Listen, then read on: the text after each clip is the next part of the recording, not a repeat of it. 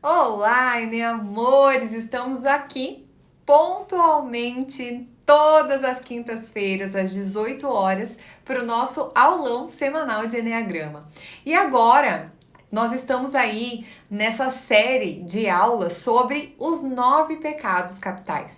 Então, na semana passada, no aulão passado, a gente aprendeu sobre os pecados capitais, da onde eles vieram, quem descobriu esses pecados capitais, o que significa pecado capital, e a gente falou também sobre a preguiça, que foi o primeiro pecado capital que a gente abordou aqui nessa série de aulas que vamos fazer sobre os pecados capitais.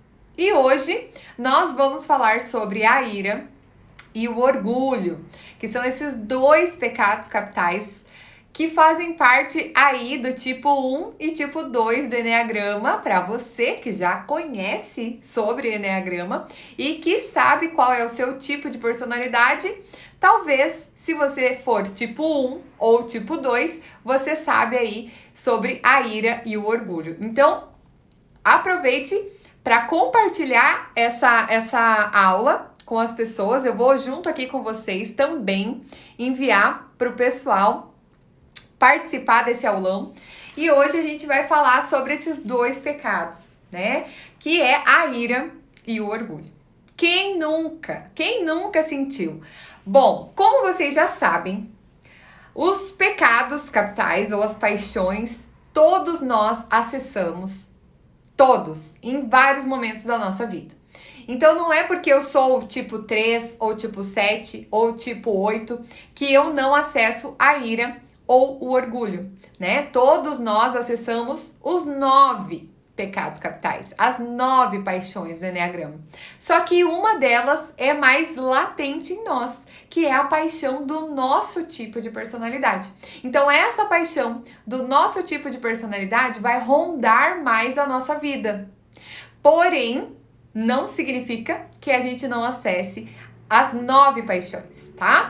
Então hoje nós vamos aqui falar especificamente dessas duas paixões. E para não deixar vocês aí esperando, né? Já vamos começar aqui o conteúdo. Vamos falar da ira. E, né, não esquece que a minha colinha fica aqui para eu não esquecer nenhum assunto. Bom, o que é a ira, né? Lembrando que esses pecados capitais foram descobertos lá no século IV. Eles descobriram como? Através da meditação. Então, os padres do deserto, que eram pessoas que meditavam durante 12 horas por dia, muitas e muitas horas seguidas, eles queriam descobrir por que a gente acessava um estado de espírito mais elevado, acessava a nossa essência e de repente algo nos puxava para que a gente não permanecesse naquele estado de essência. E eles descobriram então essas paixões, né, ou esses pecados capitais.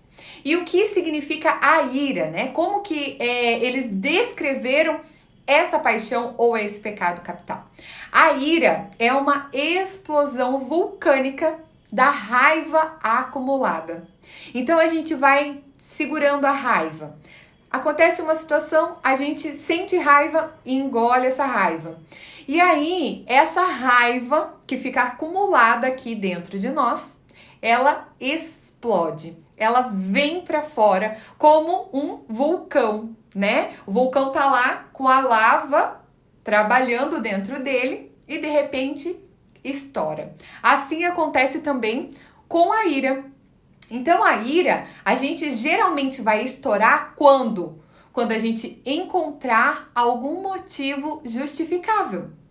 Então a gente tá lá com aquela raiva acumulada de várias coisinhas que vão nos dando raiva ao longo dos dias, ou ao longo das semanas, ou ao longo de um único dia.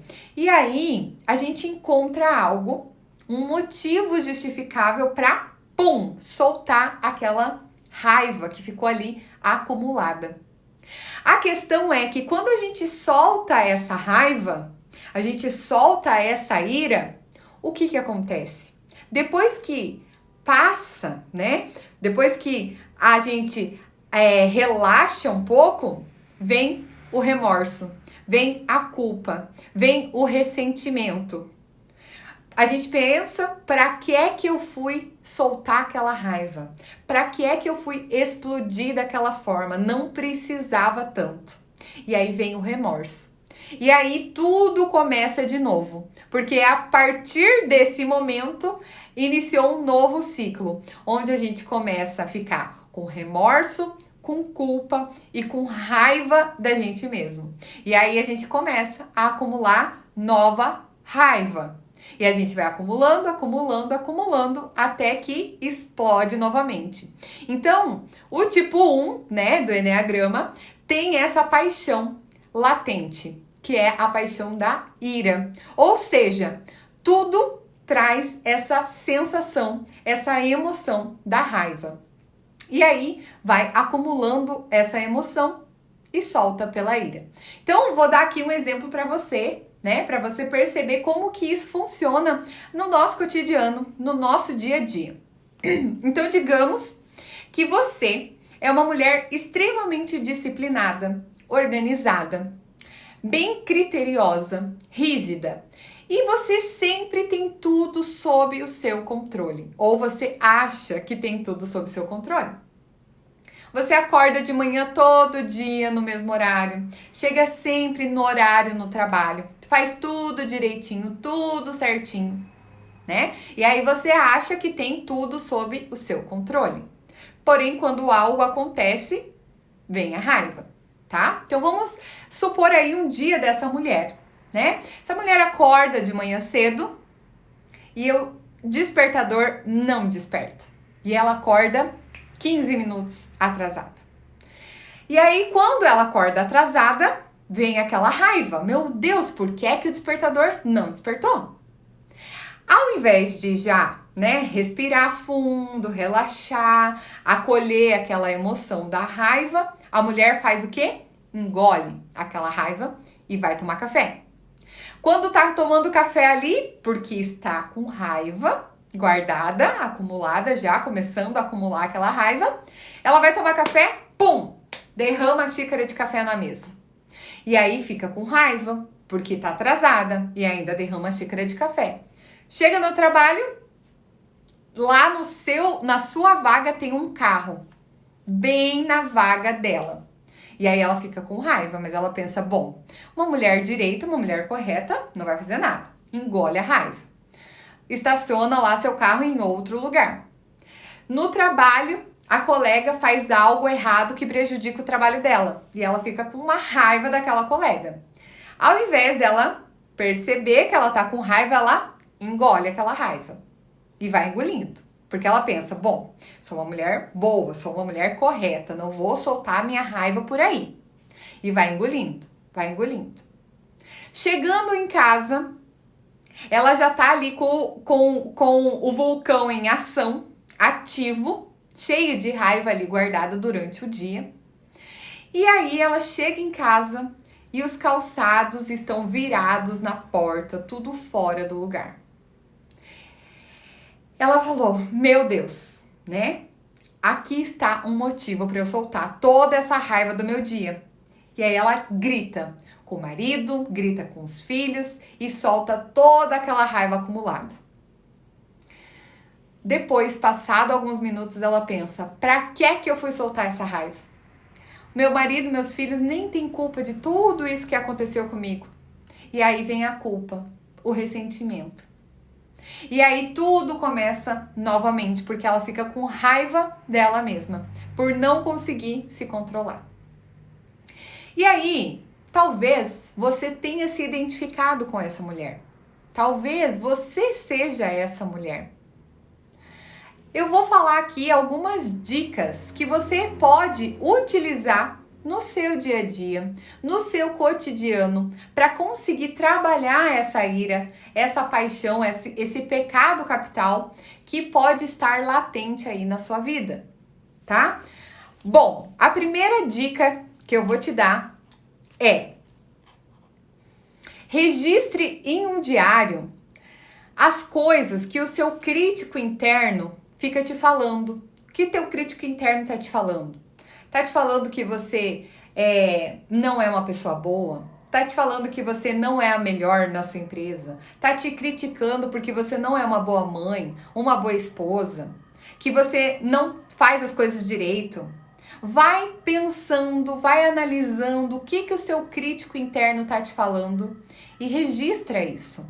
Porque só o fato de você ter contato com essas falas, com isso que o teu crítico interno fica aí bunzuzando na sua orelha, você já vai conseguir perceber isso, né? Amenizar um pouco esse crítico interno, tá?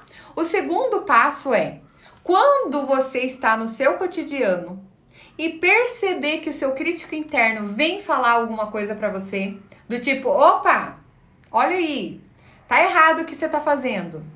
Sabe o que você faz? Dá um nome para esse crítico interno e agradece. Fala, olha, obrigado, eu sei que você está aqui para me ajudar. Conversa com você mesma. E agradece esse crítico interno e fala, pode ir embora que eu me viro sem você aqui. Tá? E aí você deve pensar, meu Deus, que loucura, que ridículo isso. Testa, faça o teste. Tá? E perceba se a sua raiva não diminui, se a sua ira não diminui com essas dicas que eu tô te dando por aqui.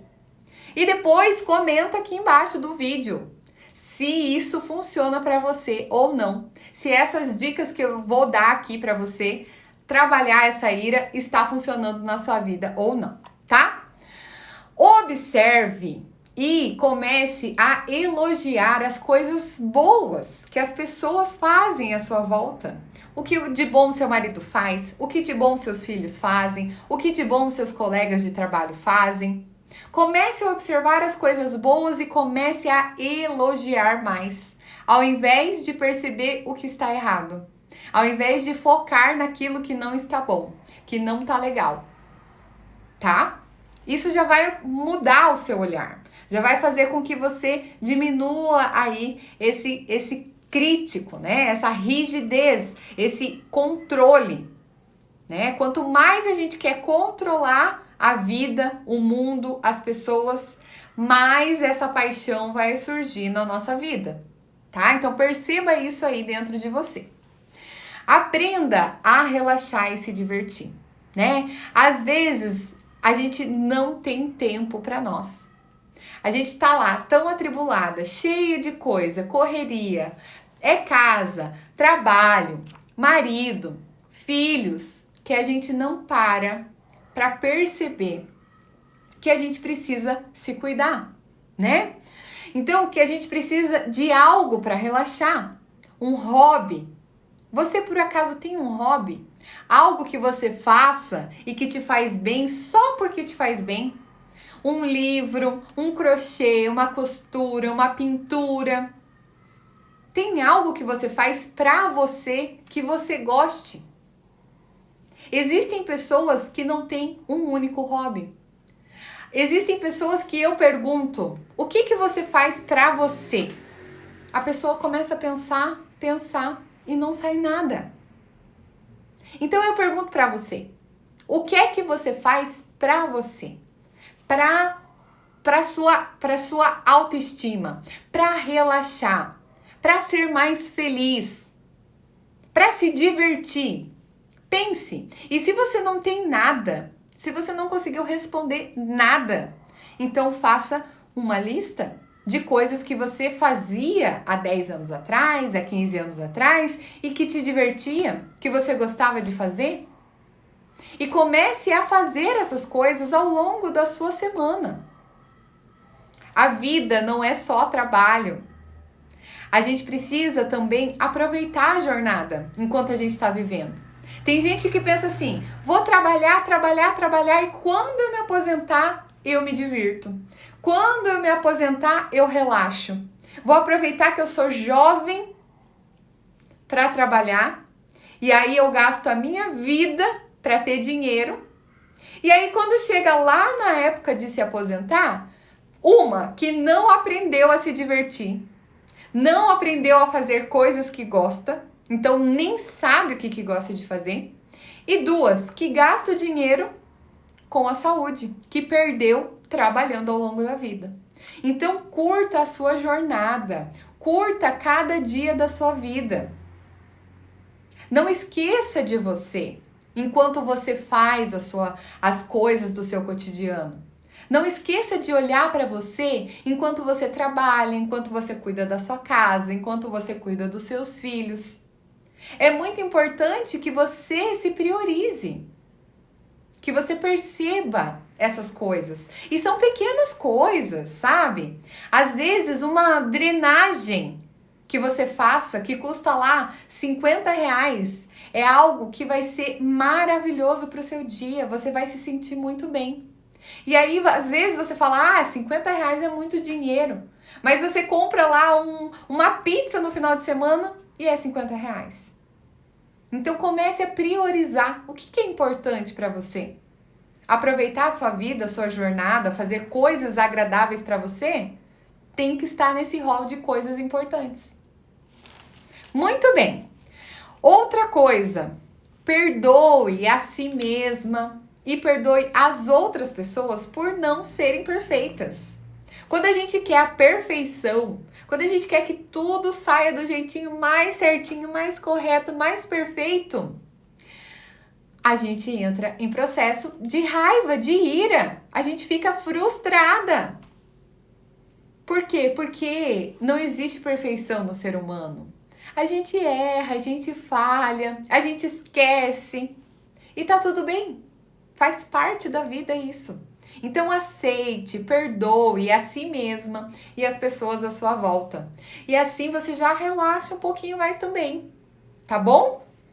Outra coisa, tente se flagrar julgando e comparando as outras pessoas.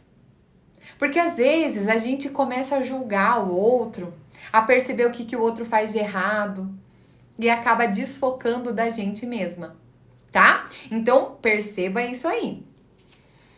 E desarme. Desarma um pouco, sabe? Às vezes a gente acha que tá todo mundo contra nós. Às vezes a gente acha que tá todo mundo querendo nos atacar. E a gente não desarma. A gente vai falar com o nosso parceiro, com nossos filhos, com nossos pais, com nossos colegas, e a gente já vai com as armas na mão, achando que vai ter briga. E aí a gente fica nessa defensiva. Ou atacando até, para não ser atacada. Então relaxa. Ninguém vai sair vivo dessa vida. Isso é uma certeza que a gente tem. E se ninguém vai sair vivo, pra que você vai ficar se estressando à toa? Quantas vezes a gente se estressa com coisa que a gente nem precisava se estressar? E aí depois que passa a gente fala, nossa, perdi fios brancos, perdi fios de cabelo da minha cabeça por uma coisa tão pequena, tão banal, que hoje em dia já nem faz importância na minha vida, né? Muito bem. Então, eu quero que você coloque aqui nos comentários se você está praticando alguma dessas dicas, se você já faz isso para relaxar, né? Para não ter tanta ira. Outra coisa muito importante é contar até 10. Por que a gente tem que contar até 10? Porque quando a gente está agindo pela emoção, a gente age por reação, né? Então acontece alguma coisa, a gente só reage. E quando a gente reage pela emoção, certamente a gente erra. A gente faz coisas que depois a gente se arrepende, né?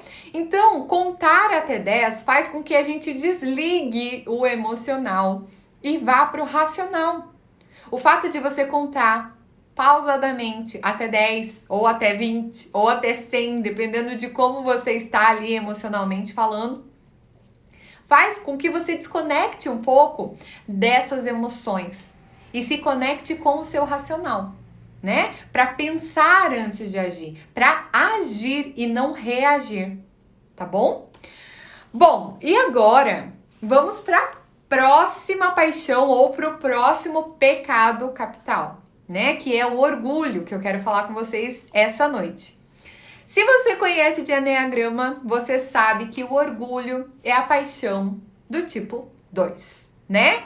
Mas, como eu já falei no início dessa aula e na aula anterior, todos nós acessamos as 9 paixões.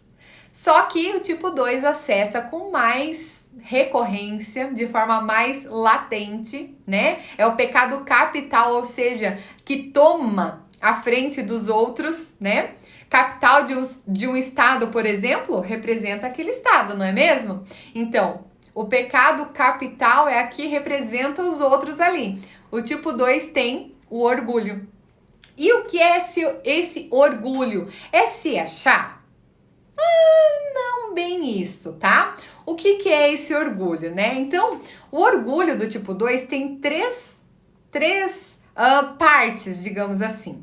A primeira parte é que se acha autossuficiente, ou seja, sente que não precisa de ajuda, que consegue fazer tudo sozinha, que não precisa de ninguém, né? Então, se sente autossuficiente, né? Esse é a primeira fase do orgulho aí, o primeiro estágio desse orgulho, tá? O segundo estágio, ou a segunda fase, ou a segunda faceta desse orgulho é o quê? É a pessoa pensar que é insubstituível, né? Eu sou uma boa pessoa, você precisa de mim, né? O que seria você sem mim? Então, achar que é insubstituível é a segunda fase desse orgulho aí. E a terceira e última fase é eu sou providência, ou seja, eu sei o que é melhor para você.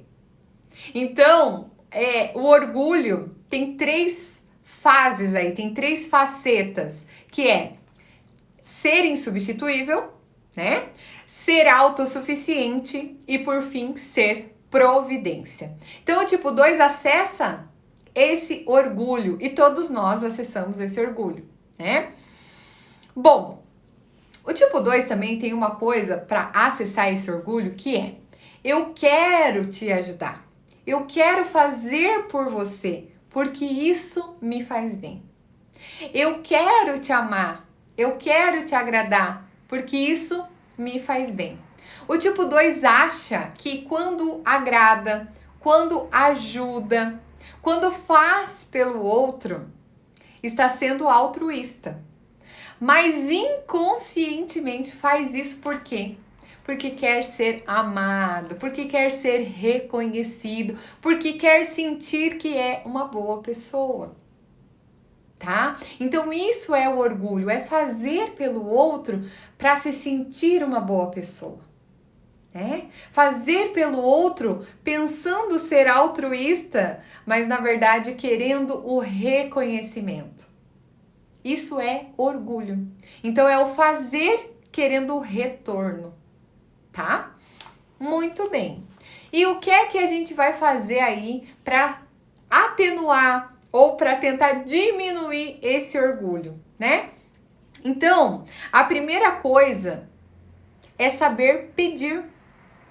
Pedir claramente, né? Não é ficar se achegando e falar: "Ah, será que você podia fazer não sei o que para mim?" Não. É falar: "Viu? Eu tô precisando de ajuda para isso, você pode me ajudar?" Falar com todas as letras, seja clara, objetiva. Diga o que você precisa, diga o que você quer. E tá tudo bem pedir. Às vezes você quer só um carinho, fala: "Olha, me dá um carinho aqui, tô carente." Não precisa ficar se achegando no outro, não. Fale. Expresse os seus sentimentos, os seus desejos, as suas vontades, tá? Se pergunte: você vai agradar alguém? Quando você vai presentear alguém? Quando você vai fazer algo para alguém? Se pergunte: você está fazendo isso de forma genuína? Ou você está fazendo isso porque você quer agradar a outra pessoa para que ela te ame? Porque se você não fizer, você acha que aquela pessoa não vai mais olhar para você. Se você não fizer, você acha que aquela pessoa não vai mais querer você. Se você não agradar, se você não fizer aquilo, você acha que aquela pessoa nunca mais vai querer olhar na sua cara. E hoje eu coloquei nos meus stories 5 coisas, né, importantes aí da vida que às vezes a gente não percebe, mas 2 tem relação com essa frase, com isso que eu tô falando pra você. A primeira é: não importa o que você faça, sempre terão pessoas que não vão gostar de você. E tá tudo bem? E a segunda é: não importa o que você faça, sempre terão pessoas que vão gostar de você. Então, perceba isso. Não é você agradando, bajulando, fazendo pelo outro, se achando insubstituível, se achando providência na vida do outro, que você vai fazer com que a pessoa goste de você. Ontem me perguntaram: Pri, a minha sogra não gosta de mim, o que é que eu faço? Não faça nada. Trate-a com respeito. Só. Ela não é obrigada a gostar de você. Quem tem que gostar de você é o seu marido, não a sua sogra. A partir do momento que você tratar ela com respeito, ela também vai te tratar com respeito. E tá tudo bem. A gente acha que a outra pessoa é obrigada a gostar da gente. E não é. O que a gente tem que ter é respeito. Respeito entre o outro. Um e o outro. E só. Muito bem. Não diga sim para tudo. Às vezes a gente diz sim porque não quer desagradar a outra pessoa. Porque a gente acha que se a gente não falar sim, o outro vai deixar de ser nosso amigo, vai deixar de gostar da gente, vai deixar a gente de lado, vai nos rejeitar, vai nos abandonar. E a gente fica falando sim, até para coisas que a gente não gostaria de fazer. E depois a gente se arrepende. Só que a gente fica amarrada, porque a gente deu a nossa palavra. Então, respire. Conte até 10. Diga que você vai pensar. E depois, se realmente você quiser dizer sim, você diz sim. Se você quiser dizer não, diga não. Aprenda a dizer não. Às vezes o tipo 2, ou a pessoa que é orgulhosa, ela diz sim para tanta coisa que esquece de si mesma. E aí fica sobrecarregada, com um monte de outras coisas, outras pessoas, e esquece de se priorizar. Então, aprenda a dizer não. Se a outra pessoa te ama, não é porque você falou não, que você não pode ajudar ela naquele momento, que ela vai deixar de te amar. Que vai te rejeitar, que vai te abandonar. O teu sim não vai fazer diferença nessa questão de a pessoa te amar ou não, tá? Coloque isso na sua cabeça. Outra coisa, quando você estiver ajudando demais muita gente e se sentindo sobrecarregada, pare e perceba. Porque às vezes a pessoa que é muito orgulhosa, ela fica sobrecarregada. Ela não tem tempo para si. E aí fica até ressentida. Porque às vezes, quando ela precisa de ajuda, ela vai pedir, raramente, né? Que a pessoa orgulhosa, ela não pede ajuda, ela tenta fazer tudo sozinha. Mas ela vai pedir ajuda e o outro vai dizer não e ela vai ficar ressentida. Vai falar assim, poxa, mas eu ajudo tanto todo mundo. Por que ninguém pode me ajudar? E essa crença, né, da pessoa orgulhosa faz isso. Então, quando você estiver sobrecarregada, pare, respire, perceba, aprenda a dizer não, se priorize. Muito bem. Se pergunte se esse é o seu papel. Às vezes a gente quer corrigir as pessoas, a gente quer dar conselho para as pessoas, a gente quer ajudar as pessoas que nem sequer pediram a nossa ajuda, pediram o nosso conselho. E a gente se acha no direito de fazer isso, por conta desse orgulho que a gente acessou. Não, porque eu sei o que é melhor para o outro, eu tenho que falar. Então respira, dê a sua opinião quando for solicitada. A pessoa que é orgulhosa, principalmente tipo 2, né, que acessa muito esse orgulho, acha que tem o dever de ajudar, de dar a sua opinião, de falar o seu conselho. E às vezes não. Se a pessoa não pediu, você não tem o dever de fazer isso. Perceba isso, tá? Perceba esse espaço, porque se você fizer isso, você vai se tornar uma pessoa invasiva e vai acabar desagradando o outro ao invés de agradar. Que é tanto algo que a pessoa orgulhosa prima é agradar o outro.